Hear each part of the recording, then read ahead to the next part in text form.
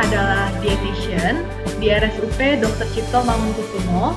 Beliau juga menjabat sebagai Ketua DPP Bidang Pendidikan dan Pelatihan pada DPP Persagi. Berikut juga bisa kita lihat melalui CV-nya banyak sekali pengalamannya yang berkaitan dengan gizi klinik, melalui penelitian, pelatihan, dan juga pengalamannya dalam mengajar hingga menjadi fasilitator. Baik, sebelumnya saya akan sapa dulu untuk Ibu Fitri. Selamat pagi, Bu Fitri. Ya. Selamat pagi, Bu. Pagi, Mbak Cipa. Iya. Suara Sudah saya? Jelas suaranya. Ya? Ya, sudah jelas suaranya, Bu Fitri. Terima kasih. Baik, untuk waktu dan tempat kami serahkan kepada Bu Fitri. Ya, baik. Terima kasih. Selamat pagi semuanya. Assalamualaikum warahmatullahi wabarakatuh. Ya, dalam kesempatan ini saya akan menyambung dari materi Prof. Marsono, di mana kita sudah melihat bagaimana fungsinya dari pangan fungsional ini. Juga sebenarnya salah satu yang disayangkan kenapa tidak BPOM tidak melanjutkan untuk regulasinya tentang pangan fungsional. Ini tadi sudah disebutkan. Nah, ini ada literatur tahun lalu 2019 dari Academy Nutrition and Dietetic. Kalau dulunya namanya ada, yaitu American Dietetic Association, bahwa di Amerika sana justru telah dikeluarkan regulasi mengenai standar kompetensi dari seorang registered dietitian di bidang fungsional. Jadi di sana disebutnya adalah integrative and functional medicine nutrition therapy. Nah, tadi di sini Prof sudah jelaskan betul bahwa persyaratan untuk pangan fungsional ini semakin ketat, harus jelas biomarkernya, kemudian harus jelas juga sign symptomnya. Nah, di sini kalau sebagai seorang tenaga gizi amat sangat familiar sekali dengan proses asuhan gizi. Kalau di Amerika sendiri ini sudah 2019 ini sudah ditetapkan bahwa memang peran dari pengobatan itu salah satunya adalah melalui pangan fungsional ini. Kalau kita melihat di 5 roda ini, di luar ada faktor stres, kemudian adanya alergen, adanya intoleransi, kemudian patogen, kemudian toksin. Kemudian kita tahun ini juga ada pandemi, yaitu virus COVID-19, di mana ini juga merupakan faktor dari luar. Nah, ini adalah sistem-sistem yang berintegrasi satu sama lain. Di sini ada penanda-penandanya masing-masing. Di sini termasuk adanya food lifestyle environment. Jadi lingkungan itu seperti apa. Nah, ini akan kita integrasikan dalam sebuah asuhan gizi. Jadi di sini mungkin teman-teman tenaga gizi, kalau misalnya kita bisa mengembangkan ini, mungkin suatu hari nanti BPOM akan merubah regulasinya, mungkin dengan penelitian-penelitian yang lebih masif lagi, sehingga pangan fungsional menjadi sebuah perhatian besar di negara Indonesia. Ini saya ambil dari SOPP, jadi standar kompetensi yang dikeluarkan oleh Academy of Nutrition and Dietetic yang dikeluarkan pada bulan Juni tahun 2019. Di sini saya mau sedikit menyampaikan tentang hubungannya. Ada diet, makanan, kemudian di sini ada kita harus memberikan intervensi yang strategis. Khususnya kalau pada kesempatan ini adalah pada pasien dengan penyakit degeneratif. Kita amat sangat familiar dengan kondisi ini ya. Di sini ada faktor resiko obesitas. Nanti ada data obesitas di negara kita cukup tinggi, kemudian hipertensi, kemudian hiperlipidemia, kemudian juga insulin resistance, yang nanti pada ujungnya adalah diabetes mellitus. Kemudian faktor-faktor resiko ini ditambah lagi dengan proses penuaan. Tadi Prof. Marsono sudah menjelaskan adanya proses penuaan yang secara alamiah memang di sini akan mengakibatkan terjadinya vascular dysfunction, jadi penurunan fungsi vaskular. Nah, penurunan fungsi vaskular ini juga nantinya akan menyebabkan di sini disfungsi dari endotel, kemudian perusakan dari arteri yang pada akhirnya akan menyebabkan penyakit kardiovaskular. Proses ini dapat dihambat dan juga dapat dipercepat. Tentunya kalau mau mempercepat di sini ada faktor resikonya kita atau misalnya di sini ada faktor resiko lain yang lebih mempercepat, jadi shortcut terjadinya cardiovascular disease yaitu arteriosklerosis. Jadi kita menimbun lemak yang banyak di dalam tubuh, kolesterolnya tinggi, atau di sini juga ada hipertensi. Nah, ini kedua ini fast track nih untuk mencapai cardiovascular disease. Nah, ini kondisi alamiah ini terjadi karena adanya oxidative stress yang kalau misalnya tadi kita lihat di roda itu di luar itu ada banyak faktor-faktor yang mengakibatkan oxidative stress, kemudian adanya inflamasi ini juga meningkat dengan meningkatnya usia. Bagaimana kalau tadi Prof menjelaskan tentang COVID-19? Nah, ini adalah komorbid yang cukup berat apabila seseorang dengan obesitas, seseorang dengan hipertensi, kemudian dengan diabetes mellitus dan dia terinfeksi COVID-19. Tanpa adanya COVID-19, orang-orang dengan penyakit ini terjadi inflamasi yang cukup berat di dalam tubuhnya. Ditambah laginya peningkatan inflamasi tubuh. Oleh karena itu seringkali dikatakan pada komorbid ini merupakan resiko tinggi sehingga diharapkan dengan seseorang dengan komorbid misalnya obesitas, diabetes mellitus itu harus betul-betul menjaga ekstra supaya jangan sampai terkena infeksi COVID-19. Nah, kebetulan saya pada bulan Mei lalu itu kebagian untuk bertugas di ruang rawat isolasi COVID-19 di mana memang untuk pasien-pasien yang dengan cardiovascular disease ini memiliki gejala yang lebih berat dibandingkan yang memang orang sehat yang terkena COVID-19. Nah, ini tentunya merupakan faktor-faktor penyebabnya yaitu ini lifestyle behavior. Jadi gaya hidup kita, physical activity, kemudian pola makan kita, apalagi sekarang jenis makanan-makanan yang disajikan di luar sana, kuliner-kuliner yang beraneka ragam, dan ini akan juga mempengaruhi pola makan kita. Nah, juga di sini ada makanan-makanan yang phytochemical rich food consumption. Nah, ini juga mempengaruhi yang baik mana yang dikonsumsi. Nah, ini ketiga ini dapat membantu kita untuk pencegahan. Meskipun kalau misalnya sudah ada faktor resikonya, ketiga ini dapat membantu untuk memperbaiki kondisi. Seperti itu. Kemudian, ini atherosclerosis, cardiovascular disease, ini yang kedua ini adalah fast track menuju cardiovascular disease. Jadi kalau kita punya klien yang dengan atherosclerosis atau dengan hipertensi, maka kita sebaiknya langsung memberikan intervensi bagaimana caranya untuk mengurangi, misalnya indikatornya kita perbaiki, di sini lemaknya kita turunkan, kemudian di sini kita bantu untuk menurunkan tekanan darahnya. Lakukan edukasi yang sebaik mungkin. Nah, ini adanya, ini juga proses terjadinya oksidatif. Di sini superoksidatif terjadi apabila kita tidak melakukan intervensi secara tepat. Nah, kalau pada pria, ini kaitannya dengan usia, pada pria ini usia-usia pertengahan biasanya di atas 40. Kalau pada wanita yaitu sudah mulai menopause. Walaupun kalau kita lihat data di Indonesia, usia terjadinya prediabetes, kemudian prehipertensi itu sudah semakin muda. Jadi sudah mulai ke angka kepala 3. Bahkan usia-usia menjelang menjelang usia 30, jadi usia 25 sampai 30 itu juga sudah mulai tinggi angkanya.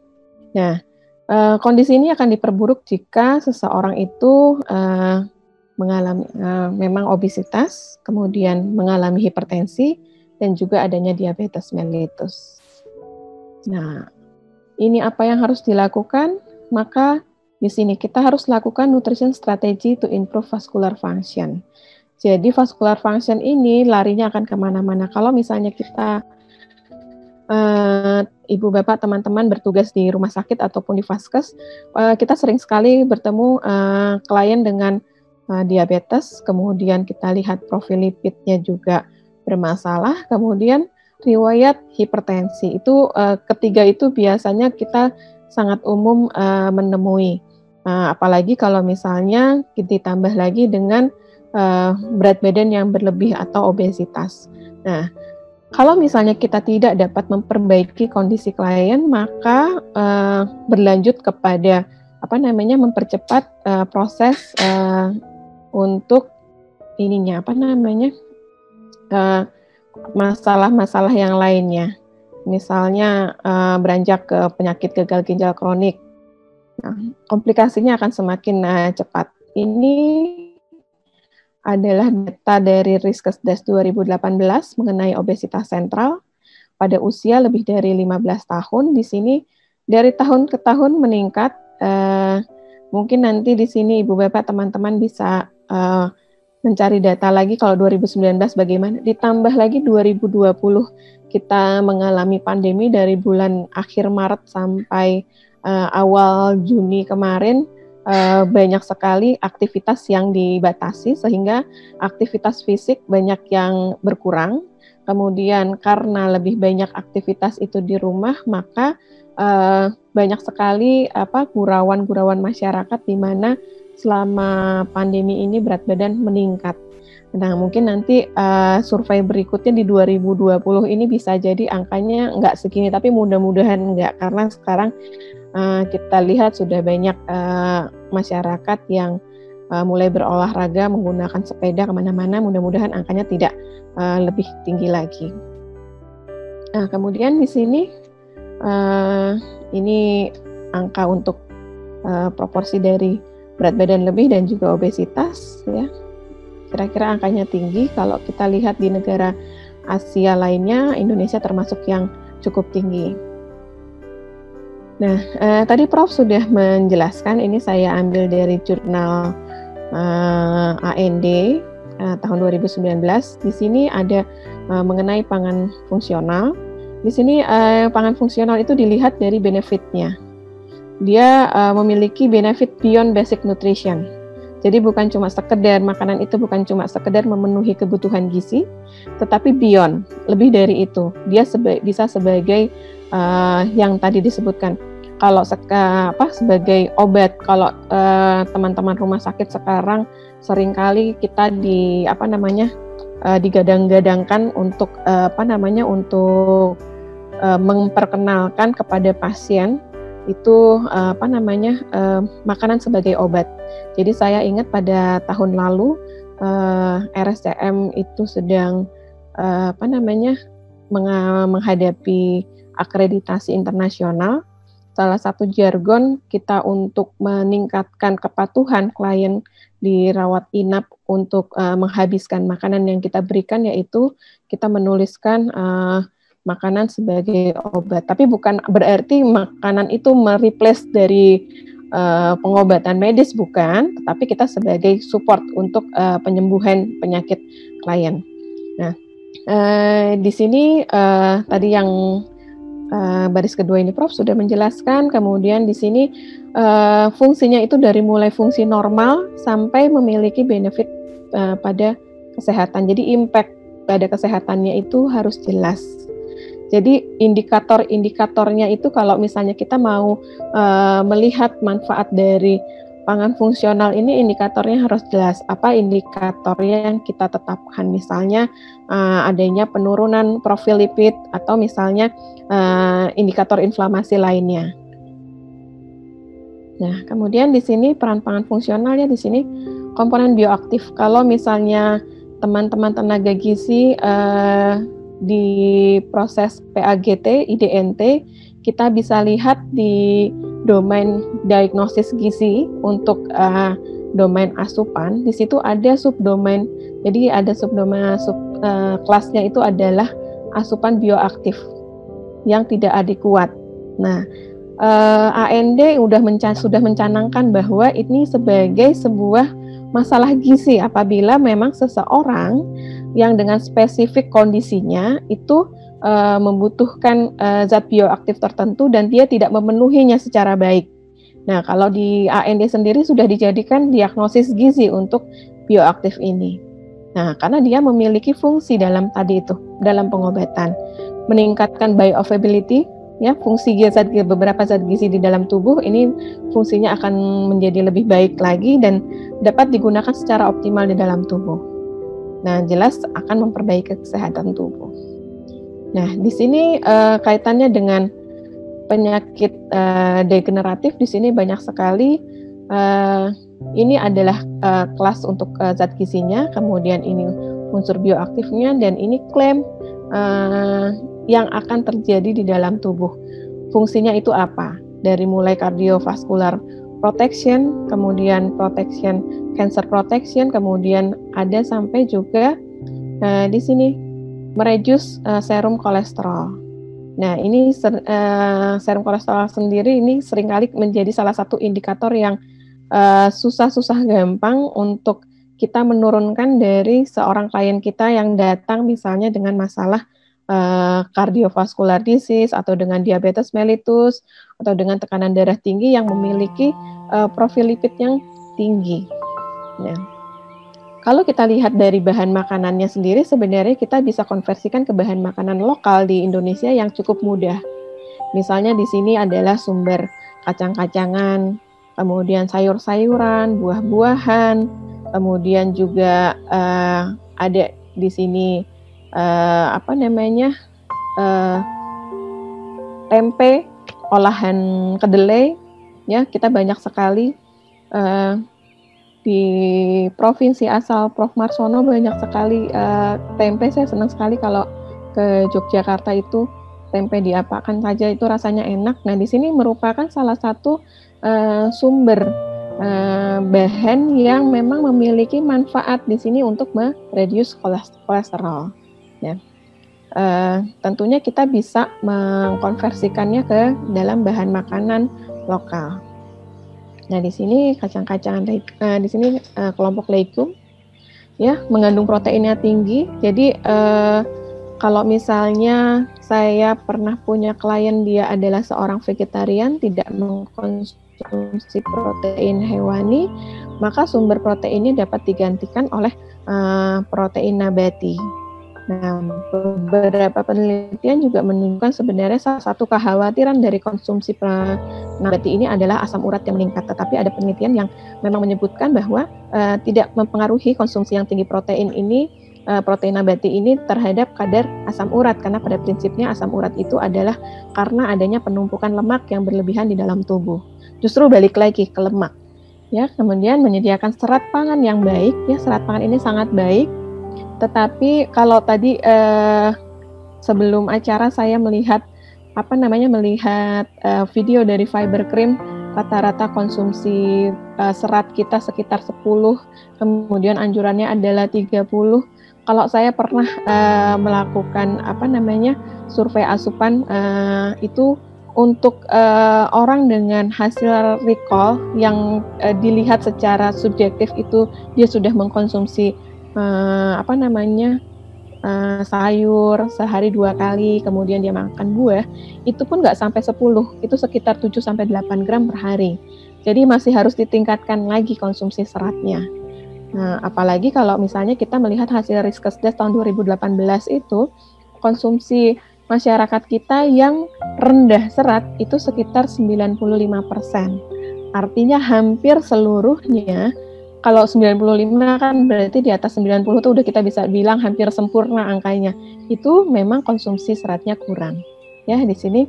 Nah, kelompok legum juga mengandung sterol. Di sini fungsinya untuk membantu menurunkan kadar kolesterol karena dia mengikat menghambat penyerapan kolesterol. Kemudian di sini ada oligosakarida yang manfaatnya untuk saluran cerna, ya. Kemudian di sini sebagai anti-aging. Kalau misalnya kita ketemu makanan yang memang manfaatnya itu adalah untuk menghambat penyerapan lemak, kemudian dia itu bisa memperbaiki fungsi vaskular di dalam tubuh, maka makanan-makanan tersebut memiliki sifat anti-aging. Nah, makanan-makanan anti-aging ini banyak ditemukan di kacang-kacangan, kemudian sayur, kemudian buah. Nah, ini baik dikonsumsi. Jadi, ini baik sekali jika kita anjurkan kepada klien kita. Atau kita masukkan ke dalam daftar menu untuk makanan pasien. Kemudian ini ikan. Nah, ikan laut dalam. Tentunya kalau misalnya kita bicara ikan yang bagus, kita yang kebayang adalah gambar misalnya ikan salmon mungkin yang bukan produksi dalam negeri. Makanan ikan-ikanan yang ada memang banyak di negara kita. Kalau misalnya jargonnya Kementerian KKP yaitu kalau nggak makan ikan ditenggelamkan, karena memang Indonesia ini banyak sekali sumber dari bahan makanan satu ini, ikan. Dia adalah sumber omega 3, omega 6, nah fungsinya ini sebagai antioksidan. Nah, dia membantu menurunkan tekanan darah dan mencegah penyakit jantung. Dan karena dia mengandung jenis lemak yang memang baik untuk jantung. Kemudian sumber bahan pangan yang sangat mudah ditemukan. Nah, ikan laut dalam tentunya kalau Indonesia ini adalah negara maritim ya. Laut kita sangat luas dan dia juga merupakan sumber energi yang protein yang baik. Nah, ini ada susu. Mohon maaf. Ya. Ya, untuk waktunya tersisa 10 menit lagi. Oke, makasih. Ya, nah, di sini ada susu, tentunya kalau di daerah-daerah misalnya yang dekat dengan saya itu Jawa Barat, banyak sekali produk dari yogurt. Kemudian di sini sayur dan buah. Nah, ini adalah sayur dan buah ini adalah produk melimpah di negara kita, tetapi konsumsinya masih rendah. Ini serat pangan terdapat di sayur dan buah. Kemudian di sini serat pangan memiliki manfaat untuk mengurangi absorpsi glukosa dan kolesterol. Ini adalah topik favorit saya untuk disampaikan kepada klien apabila dia dengan masalah misalnya datang dengan diabetes, kemudian hipertensi atau dengan profil lipid yang tinggi. Biasanya saya menjelaskan ini tentang manfaat dari serat pangan ini. Kemudian di sini menyebabkan dia mengikat asam empedu sehingga kolesterol ini tidak optimal untuk diserap, dan dia kemudian kolesterolnya dibuang, dia akan menurunkan kadar kolesterol di dalam tubuh. Nah, selain serat pangan, selain di sayur dan buah juga terdapat di bekatul, serealia, dan rumput laut. Nah, ini juga ada tadi Prof menyebutkan beberapa bahan yang memang merupakan sumber dari bioaktif di sini, yaitu beberapa jenis dari bumbu-bumbu yang memang cukup banyak di negara kita. Jadi negara kita ini banyak kaya sekali kalau bicara tentang pangan fungsional. Nah, di sini ada bumbu-bumbu tradisional kita yang biasanya juga digunakan untuk minuman. Ya, misalnya di sini ada beras kencur, temulawak, kunyit asam, sekutang, bandrek, pakai jahe ya. Kemudian di sini ada tempe, tape, dan beberapa jenis jamu. Ini jamu, beberapa jenis jamu. Nah, ini bumbu-bumbuan ini bisa kita gunakan untuk bahan masakan yang bisa kita implementasikan pada menu-menu pasien ataupun juga pada saat kita menganjurkan edukasi gizi. Nah, prinsip diet pada penyakit degeneratif itu pada umumnya yaitu mencapai berat badan yang normal, karena meski bagaimanapun kalau berat badannya lebih itu menggambarkan adanya penumpukan kelebihan lemak di dalam tubuh. Kemudian harus mengurangi garam, karena dengan garam ini juga membantu untuk memperbaiki fungsi kardiovaskular, kemudian memperbaiki pembuluh darah, mengurangi asupan lemak dan kolesterol, meningkatkan asupan kalium. Di sini kalium kalau kita konsumsi sayur dan buah dengan sendirinya juga asupan kalium akan meningkat. Jadi kalau kita konsumsi sayur dan buah banyak sekali manfaatnya, bukan cuma sekedar seratnya, tetapi vitaminnya, antioksidan lainnya, dan juga kalium. Kemudian meningkatkan asupan kalsium, meningkatkan asupan magnesium. Nah, di sini prinsipnya adalah tepat jumlah. Jadi biar bagaimanapun jumlah harus tepat, tidak boleh berlebihan. Kemudian tepat jadwal, kemudian tepat jenisnya. Untuk jenisnya tadi kita sudah ketahui kira-kira jenisnya apa-apa saja yang baik dikonsumsi oleh pasien atau klien. Nah, untuk modifikasi dietnya maka masukkan pangan fungsional dalam perencanaan menu. Jadi pada saat kita membuat perencanaan menu, masukkan jenis-jenis makanan yang tadi yang sudah disebutkan. Nah, gunakan bahan pangan yang bervariasi karena tidak ada satu bahan pangan yang dia bisa mengcover semua manfaatnya. Jadi no one size fit all untuk makanan. Jadi makanan harus bervariasi. Makanya kalau dipesan gizi seimbang itu makan makanan yang dengan sumber yang bervariasi. Sesuaikan bahan pangan dengan prinsip diet. Kemudian manfaatkan pangan lokal yang tersedia di lingkungan sekitar. Ya. Berikutnya di sini contoh-contoh bahan pangan yang bisa digunakan, misalnya untuk bahan makanan pokoknya. Kemudian di sini bahan makanan hewaninya, kemudian di sini adalah untuk protein nabatinya, kemudian di sini adalah sayur dan buah. Tentunya sumber-sumber lainnya bisa digunakan yang tadi saya sudah sebutkan, yaitu bumbu-bumbuan untuk mengolah. Ini adalah contoh menunya. Contoh menu ini saya ambil hanya 1 kali makan pagi. Contohnya adalah misalnya nasi merah, kemudian ikan bandeng bumbu kuning. Kalau saya suka mengolahnya itu adalah bumbu bandeng bumbu kuning ini dengan irisan dari beberapa jenis bumbu, ya misalnya jahe, lengkuas dan lain dan sejenisnya itu masuk ke dalam bumbu ini, kemudian bisa ditambahkan dengan tomat dan lainnya. Kemudian di sini tempe bacem yang tanpa digoreng. Kemudian tumis sawi tomat merah. Kalau saya sering menganjurkan kepada klien, kalau buat tumisan tomatnya bukan cuma sekedar bumbu atau pemanis ada warna merah, tetapi juga tomat ini dikonsumsi. Tomat ini mengandung likopen. Nah, likopen ini juga akan lebih aktif lagi apabila dia dipanaskan dengan pemanasan cepat dan diberikan sedikit lemak. Oleh karena itu dia bagus kalau misalnya dijadikan tumisan. Jadi buat tumisan apa saja tambahkan tomat. Jadi kalau tomat biasanya 1, tambahkan menjadi lebih banyak karena tomat juga dia menimbulkan rasa umami. Jadi lebih gurih untuk makanan. Nah, ini contoh nilai energinya untuk sekali makan. Kemudian yang terpenting adalah kita memberikan edukasi gizi. Perkenalkan pangan fungsional kepada pasien atau klien, kemudian jelaskan manfaatnya. Jadi kenapa saya harus mengkonsumsi sayuran, kenapa saya harus banyak mengkonsumsi sayuran yang berwarna cerah, misalnya wortel, kemudian labu kuning, dan lainnya. Kemudian jelaskan sumber-sumbernya, dan jelaskan pula cara pengolahan yang benar. Seperti apa mengolah yang benar supaya zat gizinya tetap terjaga. Kemudian motivasi klien untuk memperbaiki pola makan. Karena setelah kita memberikan edukasi, kita memberikan saran diet, maka yang baiknya itu adalah motivasi supaya klien memang benar-benar mengimplementasikan saran-saran kita.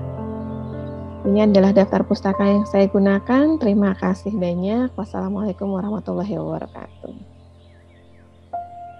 Ya, terima kasih Bu Fitri atas sharing materinya yang sangat bermanfaat untuk kita hari ini. Baik, Bu Fitri, di sini ada 2 pertanyaan untuk Bu Fitri dari rekan-rekan. Yang pertanyaan pertama yaitu bagaimana menurut pengalaman Bu Fitri, bagaimana modifikasi diet dengan pangan fungsional bagi pasien COVID dengan penyerta seperti DM atau obes, apalagi yang berkaitan dengan aktivitas fisiknya yang juga berkurang. Apakah untuk perlakuan dietnya ada perlakuan diet khusus? Lalu, untuk pertanyaan yang kedua, bagaimana tips atau saran dari Ibu Fitri cara untuk mengubah pemilihan pola makan dan lifestyle menjadi lebih baik? Karena melihat yang disampaikan di materi Ibu tadi bahwa orang dengan penyakit penyerta atau penyakit penyertanya itu degeneratif lebih rawan untuk terkena COVID-19. Sekian untuk pertanyaannya. Kepada Ibu Fitri dipersilakan untuk menjawab, ada waktu kurang lebih 10 menit. Ya. Terima kasih. Ya, terima kasih. Jadi yang pertama, saya punya pengalaman yaitu dengan pasien, kebetulan memang sebagian besar itu dengan penyulitnya itu penyakit-penyakit degeneratif.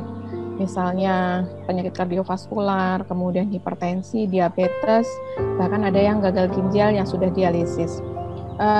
Pengalaman saya yaitu untuk memodifikasinya, karena salah satu gejala yang sering ditimbulkan pada pasien-pasien COVID-19 ini adalah bukan cuma sekedar masalah dengan pernafasan, sehingga kita harus memodifikasi bentuk makanannya itu dari padat menjadi lunak atau bahkan cair, tetapi juga beberapa pasien menunjukkan adanya gejala saluran cerna, yaitu sangat sensitif terhadap misalnya kalau kita berikan tambahan ada bahannya susu misalnya seperti itu, dia nggak bisa. Akhirnya kita yang dilakukan adalah dengan memberikan tambahan suplemen makanan cair tambahan dengan yang bahan dasarnya yaitu protein nabati.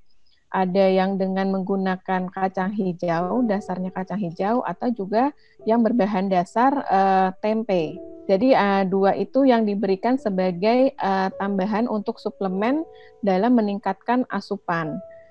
Kebetulan memang salah satu pasien yang pada saat itu saya rawat itu dengan kondisi penyulitnya yaitu penyakit jantung, di mana jumlah makanan yang bisa dikonsumsi tidak dalam jumlah besar, padahal pasiennya adalah seorang laki-laki dan usianya juga masih sekitar 40-an, sehingga harusnya asupan makannya cukup besar karena juga dengan koreksi infeksi. Tetapi karena daya terimanya yang kurang baik, sehingga makanan harus dikombinasikan, dan salah satu indikator yang pada saat itu kurang baik yaitu dengan adanya peningkatan kadar CO2 di dalam darah, sehingga kita harus mengurangi konsumsi karbohidrat, khususnya karbohidrat yang sederhana. Sehingga makanan yang diberikan dalam bentuk kombinasi antara makanan lunak dan juga makanan cair, dan makanan cairnya itu diberikan dalam bentuk makanan cair protein nabati. Kemudian juga jenis lemak yang ditambahkannya itu adalah lemak yang bukan sumber lemak jenuh. Kita menambahkan dengan tambahan MCT yang sumbernya itu adalah MCT, sehingga juga dapat menghindari terjadinya inflamasi akibat konsumsi lemak yang berlebihan, karena kalau kita ngurangin karbohidrat biasanya kadar lemak akan meningkat. Seperti itu yang biasanya sering dilakukan kalau misalnya pada pasien-pasien dirawat inap, khususnya pada pasien COVID. Jadi untuk untuk kita membuat modifikasi makanan cair, khususnya makanan cair nabati, memang itu menjadi salah satu andalan kita. Jadi baik itu kacang hijau yang biasa kita gunakan maupun tempe. Jadi itu adalah bahan yang memang menjadi andalan. Selain daya terimanya juga baik, dan juga dampak terhadap indikator-indikator lainnya apabila asupannya baik juga jauh lebih baik seperti itu daripada kita memberikan makanan yang memang misalnya kita yang berbahan dasar susu penuh misalnya seperti itu. Apalagi kalau pada pasien dewasa yang tidak biasa mengkonsumsi susu, biasanya terjadi gejala diare karena kan laktos intoleran, karena memang tidak biasa konsumsi susu seperti itu. Kemudian untuk yang kedua, edukasi ini memang saya kurang tahu mungkin Prof. Marso juga enggak ya. Memang pandemi ini di bulan Maret itu mulai ada, dan literatur belum banyak, tapi kalau dibaca-baca memang kondisi yang pada saat itu ya, pada saat awal April itu sudah mulai ada riset-riset yang dilakukan di Cina, di Wuhan pada saat, kemudian ada juga yang dilakukan di Australia, di mana pada kondisi pasien COVID dengan hipertensi, kemudian obesitas, kemudian usia lanjut dan juga diabetes mellitus itu memiliki gejala yang lebih berat. Nah, masyarakat kita nggak usah pakai COVID-19 itu untuk angka dari penyakit-penyakit tersebut dan kondisi obesitas atau overweight juga udah tinggi gitu tanpa adanya COVID-19. Artinya sebenarnya kalau dipikir-pikir ini sebenarnya harusnya menjadi titik balik kita dan tugas dari teman-teman gizi untuk bagaimana caranya memperbaiki pola hidup termasuk pola makan masyarakat kita supaya kedepannya kalaupun misalnya mudah-mudahan nggak pernah terjadi lagi seperti ini, tetapi kita sudah siap misalnya dengan status kesehatan masyarakat kita yang sudah lebih baik seperti itu, sehingga kalaupun ada masalah seperti ini kita kalau pada pasien-pasien COVID dengan tanpa gejala yang dia sehat kemudian dia pulih dia biasa lagi. Tetapi beda pada pasien-pasien COVID yang memang dia sudah punya komorbid, misalnya hipertensi, atau dia adalah perokok berat, sehingga perusakan di paru-parunya jauh lebih masif lagi daripada yang dia tidak merokok, misalnya seperti itu. Dan itu balik lagi kepada memang pola hidup dan pola konsumsi. Nah, tugas kita memang ada yang kalau di rumah sakit berarti memperbaiki individu per individu. Kalau teman-teman yang bertugas di masyarakat atau di puskesmas bisa memperbaiki, langsung terjun ke masyarakat, memberikan edukasi secara baik. Jadi memberikan kesadaran, selain kesadaran kemudian meningkatkan pengetahuan, kemudian menstimulus perubahan perilaku dengan meningkatkan kesadaran masyarakat untuk melakukan praktek makan yang baik, kemudian termasuk meningkatkan indikator-indikator yang tadi itu diperbaiki, tuh indikator-indikator yang ada di Riskesdas itu diperbaiki, sehingga mudah-mudahan memang harusnya bicara pangan fungsional ini di negara Indonesia itu harusnya mendapatkan tempat yang baik sehingga memberikan dampak yang positif pula terhadap masyarakat. Saya sangat setuju kepada Prof. Marsono kalau memang misalnya BPOM mengangkat lagi tentang pangan fungsional, karena secara sumber juga kita punya cukup banyak. Kemudian dari berbagai riset juga baik dampaknya, dan itu sangat sangat linear dengan kondisi kesehatan di negara kita. Kalau misalnya tips-tipsnya, kalau saya gampangnya adalah memberi nasihat kepada orang, kita melakukan nasihat tersebut. Gitu. Artinya kalau kita bicara Pak, konsumsi sayur ya sehari itu 3 kali. Apakah kita melakukan itu? Apakah kita misalnya yang standar aja ya, nasihat standar itu sayur 3 kali sehari, kemudian buah 4 kali sehari. Kalau sayur itu 3 kali berarti setiap makan itu ada sayurnya. Kemudian kalau buah itu 4 berarti makan siang, makan malam pakai buah setelah makan. Dan yang 2-nya itu adalah makanan selingan. Makanan selingannya itu bukan gorengan, kalaupun pisang bukan pisang goreng tetapi pisang rebus atau pisang buah biasa, kita lakukan itu, maka kita akan lebih mudah untuk memberikan nasihat kepada klien kita, karena kita tahu pasti dampaknya akan lebih baik dari segi kesehatan, kemudian dalam kita menjaga berat badan kita dan juga kesehatan pencernaan. Jadi kita sebagai role model dulu, baru kita memberikan nasihat kepada masyarakat. Begitu Mbak, terima kasih. Moderator baik. Boleh menambah sedikit? Silakan Prof. Jadi saya menambah jawaban dari Bu Fitri tadi. Kalau menurut saya bagaimana memberikan pangan fungsional pada penderita COVID. Sampai sekarang belum ada makanan fungsional untuk COVID, itu belum ada. Tapi karena COVID itu dipicu oleh sakit bawaan, maka bagaimana memberikan pangan fungsional untuk kepada pada penderita COVID dengan memberikan makanan untuk memperbaiki sakit penyertanya. Artinya makanan fungsional untuk COVID berarti makanan fungsional untuk diabetes kalau dia mempunyai diabetes, makanan fungsional untuk hipertensi kalau dia mempunyai sakit hipertensi. Jadi dengan demikian kita akan memberikan tingkat imunitas yang lebih tinggi kepada penderita itu dengan cara memperbaiki sakit bawaannya. Jadi makanan untuk penderita COVID adalah makanan penderita penyakit bawaannya. Jadi kalau dia sakit COVID tapi juga dipicu oleh adanya diabetes, ya harus diberikan makanan bagaimana yang dapat menekan diabetesnya. Saya kira begitu, prinsipnya begitu. Jadi sampai sekarang belum ada sih makanan yang untuk COVID tadi yang saya jelaskan tadi pun itu pendekatannya adalah dengan pembawanya.